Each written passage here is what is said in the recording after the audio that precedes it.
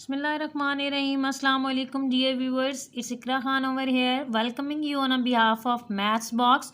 Today we are here to proceed the lectures of PPSC Lecturer Math 2015.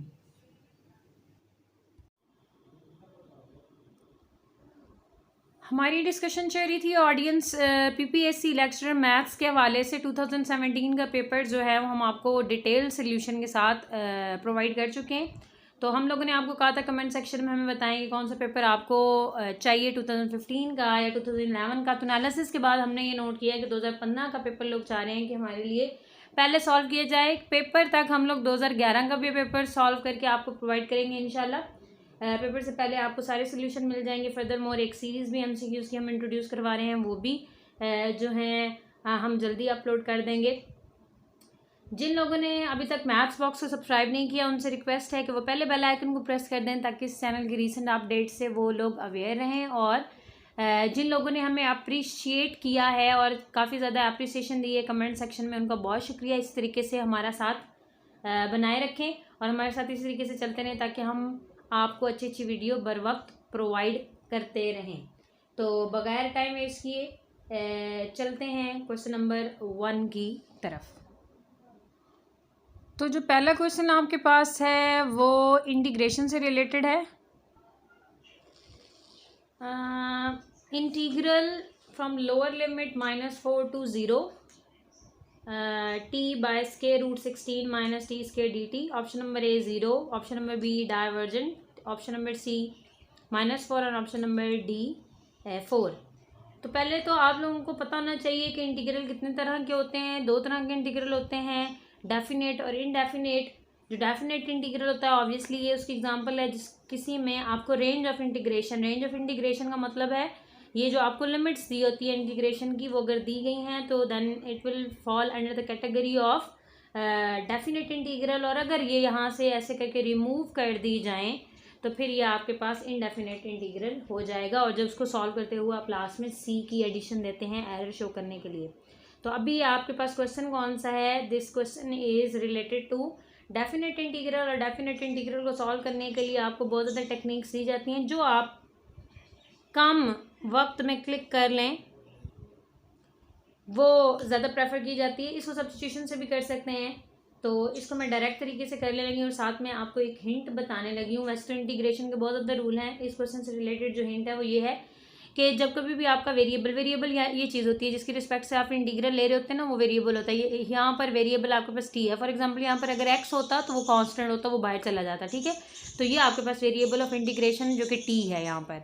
तो जब कभी भी आपका वेरिएबल ऊपर होगा तो आपकी सबसे पहली अप्रोच ये होनी चाहिए कि आप ऊपर डेरिवेटिव कंप्लीट करें, ठीक है। आप डेरिवेटिव को कंप्लीट करेंगे तो देखते हैं कि इसका सोल्यूशन और आपको डायरेक्ट आंसर इसका पता चल जाएगा कि क्या है। आप इसको लिख सकते हैं -4 0 और इस चीज़ को मैं ऊपर ले जाऊं तो 16 माइनस टी स्क्वायर पार आपके पास 1/2 हो जाएगी और ये आपके पास टी हो गया साथ में डी टी। अब मैंने आपको ये कहा है कि वेरिएबल ऊपर है तो आगे डेरिवेटिव बनाने की कोशिश करेंगे। तो विदाउट पावर इसकी पावर अगर आप हटा दें तो उसके अंदर ये कांस्टेंट है, इसका डेरिवेटिव 0 हो जाएगा और टी स्क्वायर का डेरिवेटिव हो जाएगा 2t और माइनस का मल्टीप्लाई होकर -2t। मतलब यहाँ पर आपके पास क्या होना चाहिए -2t बनाने के लिए हमने ये -2 से मल्टीप्लाई कर दिया, ठीक है। और यहाँ पर ये -2 से हम लोगों ने डिवाइड कर दिया, ठीक हो गई बात। अब इसका बगैर पावर के अगर देखा जाए तो आगे डेरिवेटिव मौजूद है। डेरिवेटिव अगर आपके पास पड़ा हुआ है तो आप क्या करते हैं, आप उसकी पावर में एक ऐड कर देते हैं और उसी पर डिवाइड कर देते हैं। 16 माइनस टी स्क्वायर -1/2 + 1 और यहाँ पर भी यही चीज़ आ जाएगी -1/2 + 1 और लिमिट ऑफ इंटीग्रेशन आपके पास क्या आ जाएगी 0 to -4। Basically this is a lower limit and this is an upper limit, ठीक हो गई बात। अब हमने क्या करना है, इसको सिंप्लीफाई करना है और आपका आंसर निकल आएगा। बहुत सिंपल है, -1/2। और ज़रा इसको सॉल्व करें तो ये 1/2 बनता है। 1/2 को जब मैं उल्टाऊंगी तो वो 2/1 बन जाएगा, ठीक हो गई बात। यहाँ पर आपके पास क्या आ गया 16 माइनस टी स्क्वायर और ये 1/2 और लिमिट ऑफ इंटीग्रेशन उसी तरीके से 0 to -4। यहाँ से इसको कैंसिल कर दिया जाए तो माइनस, इनकी वैल्यूज़ यहाँ पर पुट करेंगे आप टी की, तो पहले टी 0 पुट होगा तो 16 का स्क्वायर रूट आपके पास 4 आ जाएगा। और जब आप इसमें -4 पुट करेंगे तो 16 - 16 क्या हो जाएगा, 0 और 0 का स्क्वायर रूट आपके पास क्या आता है, 0 ही आता है। तो here you are getting the answer -4। मतलब ये जो डेफिनेट इंटीग्रल है इसका आंसर आपके पास -4 आ गया। अगर इन केस ये यहाँ पर क्या होता, ये लिमिट्स आपको नहीं दी होती तो आप क्या करते, ये लिमिट ऑफ इंटीग्रेशन आती, बस आप साथ सी लगा देते। That basically that case is discussed in improper integrals. ठीक है, ये एरियाज के लिए हम लोग इंटीग्रेशन को जो है ना सॉल्व करना। So question number 1 from PPSC lecture math 2015 जो कि आपके पास था, definite integral from -4 to 0 t by square root 16 - t square dt, that is -4। So option number C is correct over here. Move on करते हैं question number 2 की तरफ। Question number 2 from PPSC lecture math 2015 आपके पास था, the period of the function a cos of omega t plus b sin of omega t is, option number A omega by 2 pi, option number B 2 pi omega, option number C 2 omega by pi, option number D 2 pi by omega. तकरीबन सारी एक जैसी लग रही हैं। ठीक है, तो इसमें जो चीज़ आपने गौर करनी है वो क्या है कि पीरियड आपके पास क्या होता है। सबसे पहले आपको पता होना चाहिए कि व्हाट इज़ बेसिकली पीरियड। तो पीरियड आपके पास क्या है, पहले मैं वो डिफाइन कर देती हूँ आपको कि व्हाट इज़ पीरियड।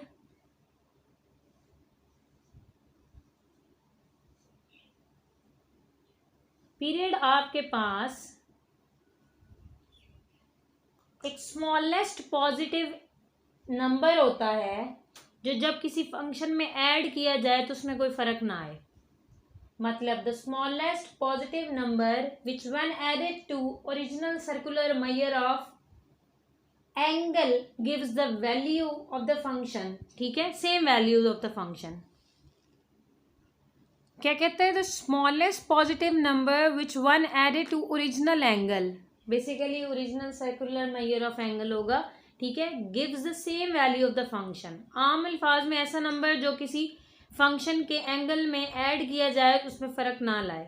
ठीक है, तो यहाँ पर उसने हमें ये चीज़ दे रखी है और कहता है कि इसका पीरियड आप निकालें। तो कॉमन पीरियड्स जो हैं वो आप बेसिकली आप यहाँ से डिड्यूस करेंगे, जनरलाइज करेंगे रिजल्ट। कैसे, आपके पास जो साइन है, साइन ऑफ एक्स ले लें या साइन ऑफ, चलें टी है तो टी ले लेते हैं, साइन ऑफ टी, इसका जो पीरियड होता है ना वो आपके पास होता है 2 पाई। ठीक है, चलिए पूरी स्टेटमेंट लिख लेते हैं। Period of, what is period of sine T, वो आपके पास होता है 2 पाई। ये आपने याद रखना है।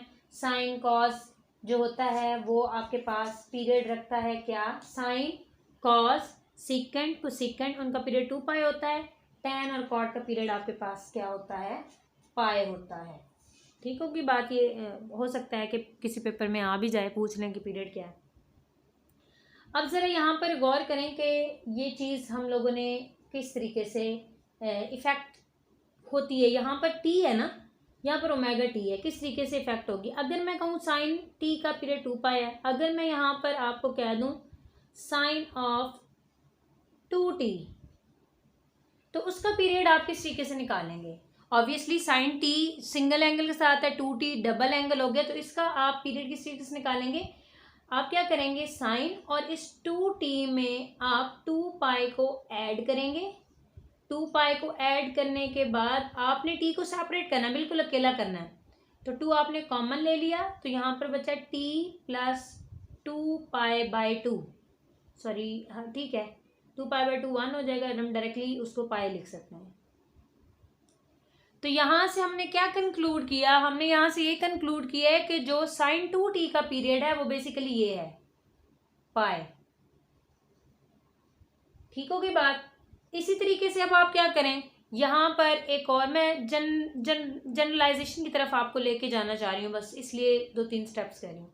अगर मैं यहाँ पर लिख लूँ साइन 3t, वो क्या बन जाएगा, साइन 3 तो एज इट इज, और साथ में जो साइन का पीरियड होता है वो ऐड कर दें। यहाँ पर इसको मज़ीद सिंप्लीफाई करें, आपने टी को अकेला करना होता है, टी को बाय निकाल लें, सॉरी 3 को बाय निकाल लें, टी अकेला हो गया, और यहाँ पर 2π/3 हो गया। मीन्स sin 3t का पीरियड आपके पास क्या आ गया, 2π/3। अच्छा, इसको मैं पुरानी वाली फॉर्म में लिखने लगी, 2π/2, आपको समझने के लिए आसानी हो जाएगी। यहाँ पर आप गौर करिएगा, जब यहाँ पर 1t था तो 2π/1 था, जब यहाँ पर sin 2t है तो 2π/2 है, जब यहाँ पर sin 3t है तो 2π/3 है। यहाँ से हम लोगों ने क्या कंक्लूड किया कि जो t के साथ चीज़ होती है, जो यहाँ पर क्या है, ओमेगा है, वो बाय में चली जाती है। तो यहाँ से जनरलाइजेशन अगर हम करें तो साइन ऑफ ओमेगा टी का पीरियड आपके पास क्या आ जाएगा, साइन ऑफ ओमेगा टी का पीरियड आपके पास आ जाएगा 2π, तो आप एज इट इज रखेंगे, और बाय में आप जो टी के साथ है वो चीज़ लिख देंगे 2π/ω। इसी तरीके से कॉस का पीरियड भी 2π होता है, उससे भी ये जनरलाइजेशन की जा सकती है, उसका भी क्या आएगा 2π/ω।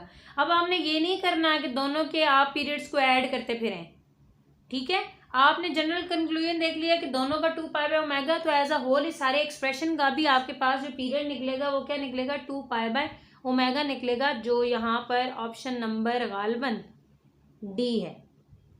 अब आपको मैंने एक एमसीक्यू में काफ़ी ज़्यादा एमसीक्यूज करवा दिए, पीरियड बता दिए, पीरियड निकालना बता दिए। एक और मैं बात जो यहाँ पर बताती चलूँ कि स्टार्ट में अगर कोई नंबर लिखा होता है, फॉर एग्जांपल यहाँ पर 5 लिखा हुआ, 10 लिखा हुआ है, तो वो पीरियड को इफेक्ट नहीं करता है।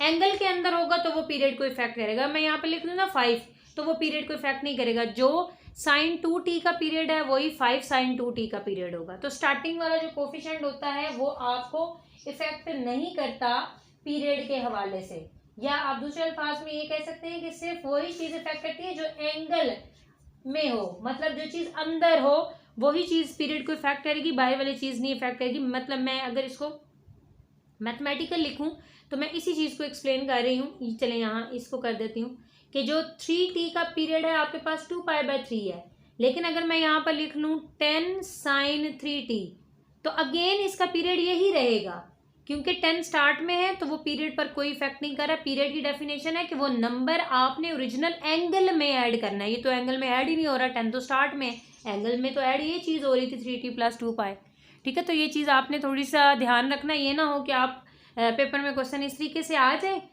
10 sin 3t, तो आप कहें sin 3t का तो 2π/3 वीडियो में देखा था तो 10 से उसको मल्टीप्लाई कर दें, ऐसा बिल्कुल नहीं करना। ठीक हो गई, उम्मीद है ये आपको कंसेप्ट क्लियर हुआ होगा। तो question number 2 from PPSC lecturer math 2015, the period of a function a cos ω_t + b sin ω_t is option number D 2π/ω। अच्छा, नेक्स्ट क्वेश्चन की तरफ मूव करने से पहले आप लोग कमेंट सेक्शन में आए और अपने जीमेल्स जो हैं वो कमेंट में पेस्ट कर दें, ताकि हम आपसे रब्ता करें और आपको व्हाट्सएप ग्रुप का हिस्सा बनाने की कोशिश करें, जहां पर हमारे व्हाट्सएप ग्रुप में इंटर का कोर्स रिवाइज हो रहा है, तकरीबन एंड होने वाला है। उसके बाद हम लोग बैचलर का कोर्स रिवाइज करेंगे इंशाल्लाह। तो आप कमेंट सेक्शन में आए, अपनी जीमेल जो है वहाँ सेंड करें, हमारी जो टीम है वो आपसे रब्ता करेगी, आपसे पर्सनल नंबर्स लेके आपको व्हाट्सएप ग्रुप में ऐड करने की कोशिश करेगी, ताकि आप लोग ये अपकमिंग जो जॉब्स हैं जो इंडीड आ चुकी हैं वो उसके लिए आपकी बेहतर प्रिपरेशन हो सके। तो कमेंट सेक्शन में आना भूलना नहीं, और साथ साथ हमें अप्रिशिएट भी करना है आपने, ताकि हमारी हौसला अफजाई होती रहे। तो जो हमारी जो टीम जो थोड़ी ढीली पड़ जाती है कि 1-2 वीडियोस डालने के बाद रिलैक्स हो जाती है कि मैडम अब अगली वीडियोस थोड़े अरसे के बाद डालेंगे, ताकि वो थोड़े मोटिवेट रहें, तो अच्छे तरीके से जल्दी नवीद सर और यासिर सर जो है ना अच्छी तरीके से परफॉर्म करते हुए वीडियोस जो हैं बेहतर तरीके से आप लोगों को टाइमली सेंड करते जाएं। ये बहुत ज़्यादा लेज़ी हो जाते हैं। मूव करते हैं डियर ऑडियंस क्वेश्चन नंबर 3 की तरफ। पीपीएससी लेक्चरर मैथ्स 2015 में जो सवाल नंबर 3 था आपके पास वो ये था, ए आपके पास वेक्टर है जिसके कंपोनेंट्स ये हैं, ब्रैकेट्स में जो चीज़ आती है वो कंपोनेंट होती है, ठीक है। ये उसके साथ आप जब डायरेक्शन डाल देते हैं तो वो चीज़ कंपोनेंट नहीं रहती है। ये ब्रैकेट में जो चीज़ है ये बेसिकली कंपोनेंट है, एक्स कंपोनेंट है, वाई कंपोनेंट है और जेड कंपोनेंट है, और ये इनकी डायरेक्शंस हैं आई जे के एक्स वाई और Z. is irrotational when A, B, C are option number A 4 minus 3 5, option number B 4 5 minus 3, option number C minus 3 4 5 and option number D 2 3 5। ठीक है, तो यहाँ पर एक टर्म जो आपको पता होनी चाहिए वो क्या है, वो बस यही है, क्या कहता है, इररोटेशनल। तो पहले तो आपको ये चीज पता होनी चाहिए इररोटेशनल क्या है। ठीक है, ऐसी चीज जिसका कर्ल 0 है, कर्ल घूमने स्विल को कहते हैं बेसिकली हम, ठीक है, उसको हम लोग अगर 0 कर दें तो वो इरोटेशनल को रोटेट नहीं कर रही है। ठीक है, तो इसको मैथमेटिकली किसी चीज़ को इरोटेशनल प्रूव करने के लिए बेसिकली वेक्टर्स को हम प्रूव करते हैं कि वो इरोटेशनल, स्केलर्स को हम प्रूव नहीं कर सकते कि वो इरोटेशनल है या नहीं। तो वेक्टर्स को, ये बेसिकली वेक्टर ही है, तो इसको आपने इरोटेशनल प्रूव करना है, तो उसके लिए आपके पास क्या होता है, ये आपने देखा हुआ है सिंबल, बाद लोग डेल्टा बोलते हैं, बाद लोग नेबुला बोलते हैं इसको। ठीक है, तो इरोटेशनल के लिए आप क्रॉस की हेल्प लेते हैं, तो डेल क्रॉस ए अगर आपके पास क्या आ जाए, 0 नहीं, 0 वेक्टर, क्योंकि ये भी बेसिकली आई जे के रखता है, ये वेक्टर ही कंसीडर होता है। ठीक है, और ये भी वेक्टर होता है, तो दो वेक्टर्स के जब आप क्रॉस लेते हैं तो आंसर आपके पास वेक्टर ही आता है। अगर आपने ये लिखा है तो आपने ब्लंडर किया है। ठीक है, तो ये वेक्टर है आपके पास, 0 वेक्टर आपके पास आता है, अदरवाइज आप कंपैरिजन नहीं कर सकते। ठीक है, तो छोटी छोटी बातें और किया करें। तो अब सिंपली हमने मैथमेटिकल स्टेप करना है, डेल क्रॉस ए। अब डेल जो है वो ऑपरेटर है, वो वेक्टर पर दो तरह से ऑपरेट होता है, एक इस क्वेश्चन में और एक नेक्स्ट क्वेश्चन में। ठीक है, और ये वेक्टर एनालिसिस के बुक से क्वेश्चन उठाए गए हैं रोटेशनल, और अगला मैं आपको बता देती हूँ सोलिनॉइडल के हिसाब से है। तो पहले हम इसको प्रूव करते हैं कि डेल ऑपरेट हो रहा है किसी वेक्टर पर थ्रू क्रॉस प्रोडक्ट। डेल किसी भी वेक्टर पर दो तरीके से नहीं, 3 तरीके से ऑपरेट होता है। कैसे, या तो वो डायरेक्टली ऑपरेट हो जाता है, जो वेक्टर पर नहीं ऑपरेट होता, किस पर ऑपरेट होता है, स्केलर पर। मतलब डेल की ऑपरेशन 3 तरह से हो सकते हैं, अगर मैंने वर्ड्स पहले किए तो मैं इसको मॉडिफाई करी हूँ यहाँ पर, कि अगर डेल को आप ऑपरेट कर सकते हैं स्केलर पर, ठीक है, जिसको आप ग्रेडियंट का नाम देते हैं, ये आपके पास स्केलर है। डेल जब स्केलर पर अप्लाई होता है तो वो बगैर डॉट और क्रॉस के होता है, जिसको आप ग्रेडियंट देते हैं, और लास्ट में आपके पास ग्रेडियंट इटसेल्फ वेक्टर आ जाता है। उसके बाद डेल को आप वेक्टर पर ऑपरेट करते हैं 2 तरीकों से, वैसे 3 तरीकों से ऑपरेट होता है, एक तरीके से स्केलर पर हो जाता है और वेक्टर्स पर 2 तरीकों से हो जाता है। डेल डॉट ए जो कि आपके पास डाइवर्जेंस होता है, और डेल क्रॉस ए, क्रॉस के थ्रू अगर वेक्टर पर अप्लाई हो तो उसको आप कर्ल की कैटेगरी में फॉल करवाते हैं। ये आपको सोलिनॉइडल होता है, ये आपके पास बेसिकली इरोटेशनल कैटेगरी में आता है। तो चलिए इसको सॉल्व करते हैं, बहुत सिंपल है। क्या होगा आपके पास यहाँ पर, i partial by partial x और first component -4x - 3y plus AZ, यहाँ पर आ गया J partial by partial y bx plus 3y plus 5z। अच्छा, हमारी साइकी कुछ इस तरीके से होती है कि टफ क्वेश्चंस हम लोग तैयार कर करके ना, तो जब हम पेपर में बैठते हैं तो इस तरीके से जो सिंपल क्वेश्चंस होते हैं हम उनमें ब्लंडर कर देते हैं, ऐसे साइन वगैरह का। तो ये आपने थोड़ा सा गौर करना है। चलें, अब ये मैं इसको रिमूव कर देती हूँ, डेफिनेशंस लिखी हैं। तो इक्वल्स टू क्या कह दिया उसने, वेक्टर। इसको एक्सपेंड कर दें आप, इसको इस पर जब ऑपरेट करेंगे तो आपके पास C आएगा, बाकी दोनों 0 हो जाएंगे। जब इसको इस पर ऑपरेट करेंगे तो आपके पास माइनस आता है, क्योंकि -5 आ जाएगा। ठीक हो गई बात। फिर नेक्स्ट -j होता है आपके पास, इसको जब आप इस पर ऑपरेट करेंगे तो here you are getting 4, और इसको जब आप इस पर ऑपरेट करेंगे तो आपके पास आ जाएगा -a। एक्सपेंशंस आप सारों को आती हैं माशाल्लाह, बड़े लेवल के सब लोग हैं। इसको इस पर ऑपरेट करें तो b आएगा, इसको इस पर ऑपरेट करें तो -3 आएगा।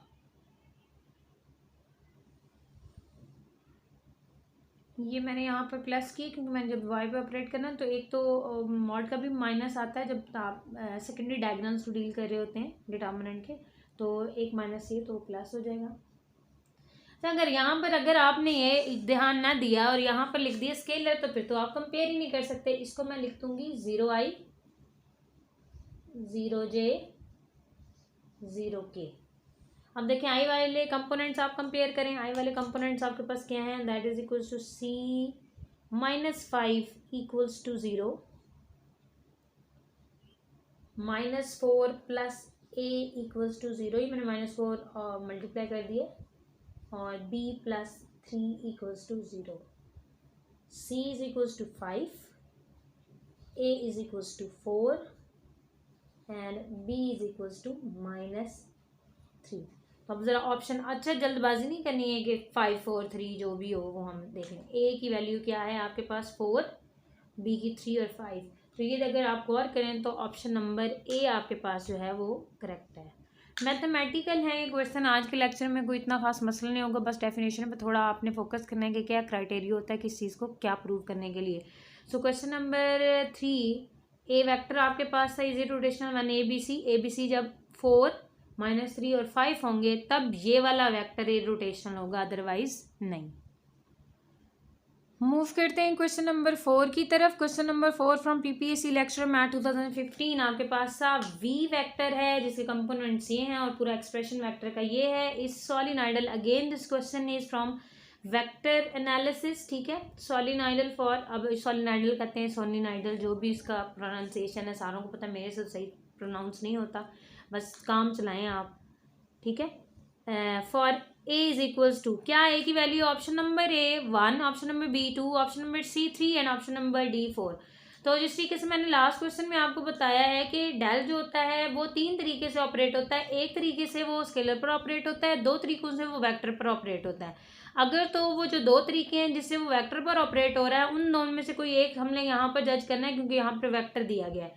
तो ठीक है, देख लेते हैं। हम पिछले एमसीक्यू में डिटेल में डिस्कशन कर चुके हैं कि जब क्रॉस होता है तो वो कर्ल, ठीक है, याद रखिएगा, C for cross, C for curl. आपको रट्टा लगाने का भी तरीका साथ साथ बता रही हूँ, ठीक है।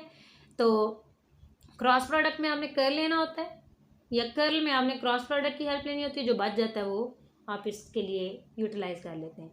मतलब del dot A is equals to 0। अब की बार यहाँ पर 0 है, अब की बार यहाँ 0 वेक्टर नहीं है, ठीक है। ये भी वेक्टर होता है, ये भी वेक्टर होता है, 2 वेक्टर्स का डॉट हमेशा स्केलर प्रोड्यूस होता है, तो ये चीज़ थोड़ी सी ध्यान रखनी है। तो सिंपली हम लोगों ने डेल डॉट ए निकालना है, तो डायरेक्ट हम ऑप्शंस की तरफ चले जाएंगे। अब ये नहीं करना कि मैडम ने बाकियों की निगेशन क्यों नहीं बताई, डायरेक्ट मैंने आपको आंसर्स निकाल के दे दिए, तो जो सही होगा वो क्लिक कर लेना है आपने बड़ी आसानी से, ठीक है। तो डेल डॉट ए निकालते हैं। डेल का आप फंक्शन एक्सप्रेशन लिख लें, partial by partial X I, partial by partial Y J, partial by partial Z K dot, आपके पास ये सारा वेक्टर आप लिख लेंगे यहाँ पर, जो कि मैं नहीं लिख रही।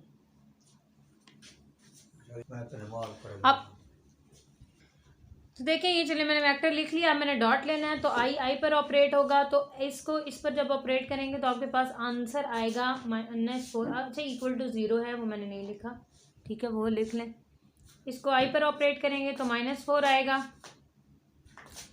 इसको जब हम इस पर ऑपरेट करेंगे तो जे वाले कंपोनेंट एक्स और जेड वाले 0 हो जाएंगे और वाई पर ऑपरेट हो जाएगा +1, और इसको जब आप इस पर ऑपरेट करेंगे तो आपके पास ए आ जाएगा। अच्छा ये मैं डिटेल में इसलिए बताती हूँ क्योंकि ज़्यादा सारे सब्सक्राइबर्स ऐसे हैं जो पर्सनली हमसे रब्ता कर चुके हैं, वो ये हमें कहते हैं कि हमें काफ़ी टाइम हो गया है स्टडीज़ को छोड़े हुए, तो आप बिल्कुल माइन्यूट सी चीज़ जो इवन माइनर चीज़ें होती हैं उसको भी डिटेल में बताया करें ताकि हम लोग वो रिवाइज़ कर सकें। ज़्यादातर फीमेल्स के साथ ये प्रॉब्लम होती है कि काफ़ी अर्सा वो स्टडीज़ से जो हैं हट गई होती हैं, तो उनके लिए सारी डेटा, मुझे पता है कि जो जीनियस लोग हैं उनको तो डायरेक्ट ऑपरेट करना आता है, वो 1 मिनट में ऑपरेट कर लेते हैं, तो इस चीज़ को माइंड ना किया करें।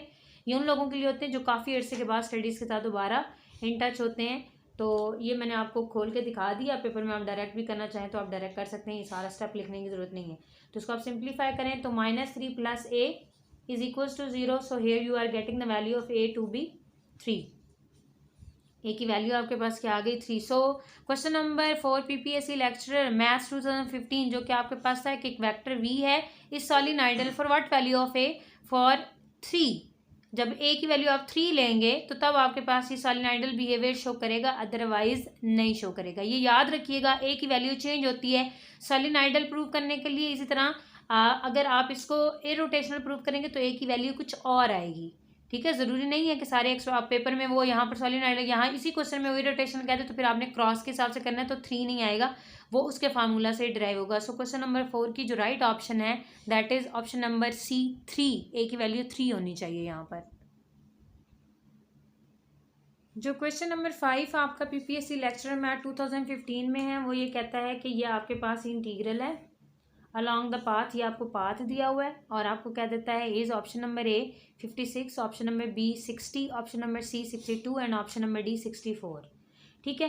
तो यहाँ पर ये बेसिकली स्ट्रक्चर हमें नज़र आ रहा है, this is basically the structure of greens theorem, ठीक है। ये भी वेक्टर एनालिसिस का क्वेश्चन है जहाँ पर आप Green's theorem, Stokes theorem, divergence theorem पढ़ते हैं।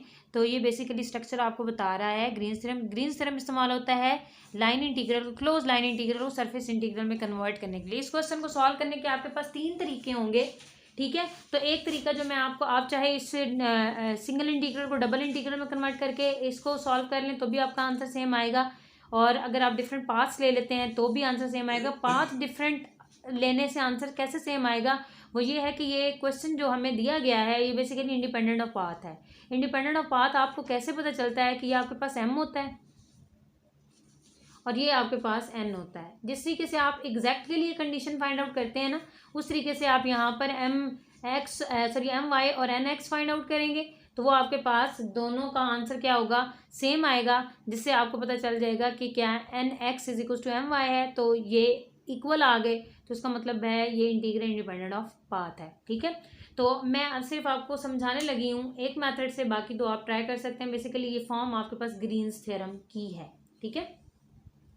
अब वो आपको कहता है कि आपके पास जो फिगर है ना कुछ इस तरीके से है, फिगर मैं चले यहाँ बना लेती हूँ कि आपका स्टार्टिंग पॉइंट क्या है 0 0 है, और यहाँ पर अगर मैं 1 लूँ, यहाँ पर मैं 2 लूँ, ठीक है। यहाँ पर सिमिलरली मैं 1 ले लूँ, यहाँ पर 2 ले लूँ, तो वो कहता है कि आपने क्या करना है। अच्छा ये इक्वल तो नहीं बने, लेकिन आप जब ड्रॉ करेंगे तो उसको इक्वली बना लीजिएगा कि आपने 2 1 तक जाना है। ये 2 आ गया और ये 1 आ गया, मीन्स आपने इस पॉइंट तक जाना है, ये आपके पास 2 1। अच्छा एक पाथ आपके पास ये है जो मैं किसके साथ बनाने लगी हूँ, ब्लू के साथ। एक रास्ता आपके पास ये हो सकता है कि आप 0 0 से 2 1 की तरफ मूव कर जाएं, ठीक है, दिस इज पाथ 1, डायरेक्टली आप ले जाएं। एक पाथ आपके पास ये है यहां से यहां पर जाएं, ठीक है, इसको मैं C1 का नेम दे देती हूँ, और फिर यहां से आप जंप कर जाएं इस तरफ C2, ये आपके पास सेकंड पाथ हो गया। इंडिपेंडेंट ऑफ पाथ है, मतलब यहाँ से यहाँ जाएं या यहाँ से पहले इस तरफ जाएं फिर इस पोजीशन से ऊपर जाएं तो ये इक्वल रहेगा। मैं ये वाला C1 C2 वाला पाथ इसलिए लेने लगी हूँ क्योंकि इसकी कैलकुलेशन इजी हो जाएंगी। इजी इसलिए है क्योंकि अगर मैं डायरेक्ट पाथ लेती हूँ ना 1 वाला, तो इसमें दोनों कोऑर्डिनेट्स आपके चेंज हो रहे हैं, उसके लिए आपको इक्वेशन ऑफ लाइन पहले निकालनी पड़ती है, फिर dx को dy में चेंज करना पड़ता है, जो प्रोसेस लंबा हो जाता है कमीशन के हिसाब से या MCQs के हवाले से। यहाँ पर मैं आपको शॉर्ट तरीका बताने लगी हूँ कि C1 से C2 पर जाएं, दोनों को ऐड करें, आपके पास टोटल आंसर आ जाएगा। इसके लिए हमें कोऑर्डिनेट चाहिए। यहाँ पर ये कोऑर्डिनेट आपके पास देखें क्या बन गया है, एक्स एक्सिस पर है, एक्स एक्सिस पर 2 की वैल्यू तो 2 ही रहेगी और y की वैल्यू 0 हो जाएगी। मतलब C1 के लिए अगर आप इंटीग्रेशन सॉल्व करना चाहें, अब जो भी आपका इंटीग्रल है ना, बेसिकली C लिख देते हैं इसको, that is the sum of both the integrals, C1 और C2 दोनों की एडिशन है। अब मैं काम करने लगी हूँ C1, ये बहुत इंपॉर्टेंट काम है, कम ही किताबों में इसको एक्सप्लेन किया जाता है, तो इसको आप नोट कर लें, ठीक है। फॉर C1 मैं C1 के लिए पहले काम करती हूँ, फिर मैं C2 के लिए काम करूँगी। थोड़ा सा लंबा है लेकिन समझ अगर आपको आ जाती है तो फिर मुश्किल नहीं है, ये आपको कॉम्प्लेक्स एनालिसिस में भी हेल्प करेगा ये वाला मेथड। अच्छा C1 आपकी वेरिएशन कहाँ से कहाँ तक हो रही है, 0 0 से कहाँ आप जा रहे हैं 2 0 तक। अब ज़रा आप यहाँ गौर करें, यहाँ पर गौर करने वाली बात है, ये देखें y कोऑर्डिनेट आपका सेम है, दोनों में y कोऑर्डिनेट क्या है, सेम, मतलब y इज इक्वल्स टू 0 है, साथ ही इसका डिफरेंशियल लेके रख लें, dy भी फिर क्या हो जाएगा 0, जो सेम है उसका डिफरेंशियल लेके रख दिया। तो जो चेंज हो रहा है वो कौन चेंज हो रहा है, x चेंज हो रहा है, कहाँ से कहाँ तक, 0 से 2 तक, मीन्स x की वेरिएशन आपकी क्या हो गई, दैट इज फ्रॉम 0 to 2। अब आपने क्या करना है, इस सारे क्वेश्चन को कन्वर्ट कर लेना है किसमें, एक्स में, क्योंकि वेरिएशन एक्स ले रहा है, वाई तो कांस्टेंट था, वाई तो 0 वैल्यू ले रहा था। चलें इसको इंटीग्रेट करते हैं या वैल्यूज पुट करते हैं। तो सारा क्वेश्चन चलिए लिमिट में बाद में लगा देती हूँ। 10x³ है, 10x4 सॉरी, यहाँ पर देखें y³ आ रहा है, वो 0 पुट करेंगे, टर्म लिखने की जरूरत नहीं है, साथ में dx है। ठीक होगी बात। फर्दर मोर अगर आप देखें यहाँ पर इसकी जो भी वैल्यू आती है, वैसे तो इसकी भी 0 आ जाएगी, dy 0, तो ये सारी यहाँ से फारिग होगी। तो सारा का सारा इंटीग्रल किस में चला गया, x में चला गया, लिहाजा हम वेरिएशन किसकी देंगे, x ही देंगे, और x की वेरिएशन आपके पास क्या है, 0 to 2 है। इसको इंटीग्रेट कर लें, इंटीग्रेशन के बाद आपके पास आ गया 5/5 to 0, तो ये आपके पास आ गया 2, और लिमिट ऑफ इंटीग्रेशन भी पुट कर रही हूँ, 2/5 - 0, तो ये आपके पास आ गया 64। ये मैंने ये वाला पार्ट सॉल्व किया है। ठीक है, अभी मैं यही काम किसके लिए करने लगी हूँ, मैं ये चीज़ इरेज करके यहाँ पर C1 के लिए काम करने लगी हूँ। ठीक होगी बात। या मैं इसकी एडजस्टमेंट कर लेती हूँ थोड़ी सी, कि मैं यहाँ पर आपको फिर C2 सॉल्व करवा देती हूँ ताकि आपके पास आंसर सामने हो। फॉर C2 ज़रा गौर करिएगा, C2 की वेरिएशन कहाँ से कहाँ तक है, 2 0 से आप कहाँ जा रहे हैं, 2 1 तक जा रहे हैं। यहाँ पर काबिल गौर बात यह कि x कांस्टेंट है, x की वैल्यू कितनी है, 2 है, कांस्टेंट ही है ना, चेंज नहीं हो रहा, तो dx फिर क्या हो जाएगा, 0।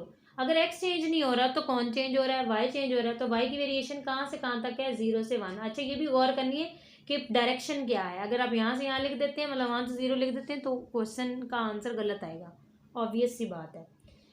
वैल्यू पुट करें, dx 0, ये सारा एक्सप्रेशन 0, यहाँ पर वैल्यू पुट करें, -3 मल्टीप्लाई x² की वैल्यू 2 पुट करेंगे तो वो 4 हो जाएगी, साथ में आप क्या पुट करेंगे, y² और dy, और y की लिमिट ऑफ इंटीग्रेशन आप यहाँ निकाल के रख चुके हैं, दैट इज 0 to 1। यह जाएगा -12, यहाँ पर आ गया y³/3, limit of integration 1 to 0, यह आ गया -4 और 1 - 0, तो आपके पास आंसर क्या आ गया यहाँ पर, -4। अब देखिए C1 और C2 आपका टारगेट नहीं था, आपको उसने लिमिट ऑफ इंटीग्रेशन 0 0 से 2, मतलब यहाँ से आपने यहाँ इस पॉइंट पर आना है, आपने 0 0 से 2 1 पॉइंट पर आना है। तो आपके पास दो रास्ते थे ना, एक ये था यहाँ से यहाँ जाते, एक डायरेक्ट ये था। अच्छा मैंने ये वाली अप्रोच इसलिए यूज़ की है क्योंकि यहाँ पर देखें, यहाँ पर y ने 0 होके इस बात के लिए dy को 0 कर दिया, मेरी जो कैलकुलेशन है वो इजी हो गई। यहाँ पर x ने कांस्टेंट होके dx 0 कर दिया, तो मैंने इजीली जल्दी जो है ना इसको सॉर्ट आउट कर लिया, इसके सोल्यूशन को।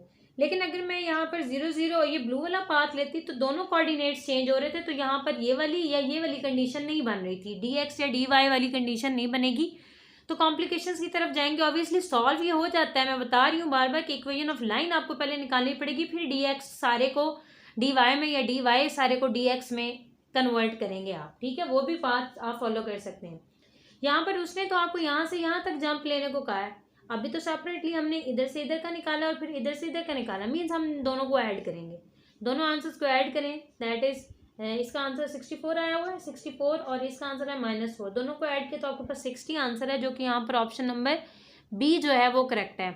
मतलब PPSC लेक्चरर मैथ 2015 का जो क्वेश्चन नंबर 5 है उसकी ऑप्शन नंबर बी आपके पास है करेक्ट। एक और बात जो यहाँ मैं एडिशनल बताने चाह रही हूँ वो ये है कि अगर वो आपके पास यहाँ पर क्लोज इंटीग्रल कर देता, ठीक है, आपके पास क्या हो जाता, क्लोज इंटीग्रल हो जाता, तो फिर आप क्या करते, फिर आप C1 C2 और यहाँ से एक रास्ता बनाते C3, तीनों को ऐड करके क्लोज लाइन के लिए आप ऐड करके फिर आंसर निकालते। ठीक है, लेकिन यहाँ पर तो उसने डायरेक्ट का यहाँ से यहाँ तक आपने जाना, जो आपको नज़र आ रहा है ये इनिशियल पॉइंट है और ये जो है फाइनल पॉइंट है। Basically this is the range of integration, इसको हम रेंज ऑफ इंटीग्रेशन का नाम देते हैं, जो आपका इंटरवल होता है। ठीक है, अब यहाँ पर एक और बात है, तीसरा मेथड ये है कि आप ग्रीन्स थ्योरम को अप्लाई कर रहे हैं, ये ग्रीन्स थ्योरम का स्ट्रक्चर है। ग्रीन्स थ्योरम बेसिकली क्या होता है, integral of m dx plus n dy is equal to double integral partial n over partial x minus partial M over partial Y D X D Y, ये आपके पास Green's theorem होता है। तो ये चीज़ सरफेस इंटीग्रल की equal होगी डबल इंटीग्रल, तो आप उस तरीके से भी इसको कैलकुलेट कर देते हैं, लेकिन जो ईजीएस्ट अप्रोच होगी आप उसके साथ जाएंगे। तो क्वेश्चन नंबर 5 जो है वो मैंने आपके सामने सॉल्व कर दिया एक मेथड से, दूसरा आप ट्राई कर सकते हैं। क्वेश्चन नंबर 5 का सोल्यूशन 60 है, जो कि ऑप्शन नंबर बी में आपके पास मौजूद है। डियर ऑडियंस, ये थे आपके पास पीपीएससी लेक्चर मैथ 2015 के क्वेश्चन नंबर 1 से लेके क्वेश्चन नंबर 5 तक। उम्मीद आज का लेक्चर आपको क्लियर होगा। प्लीज़ बेल आइकन को प्रेस कर दें ताकि इस चैनल की रीसेंट अपडेट से आप अवेयर रहें। अपना बहुत ज़्यादा ख्याल रखें, हमें दुआ में याद रखें। अल्लाह हाफ़िज़।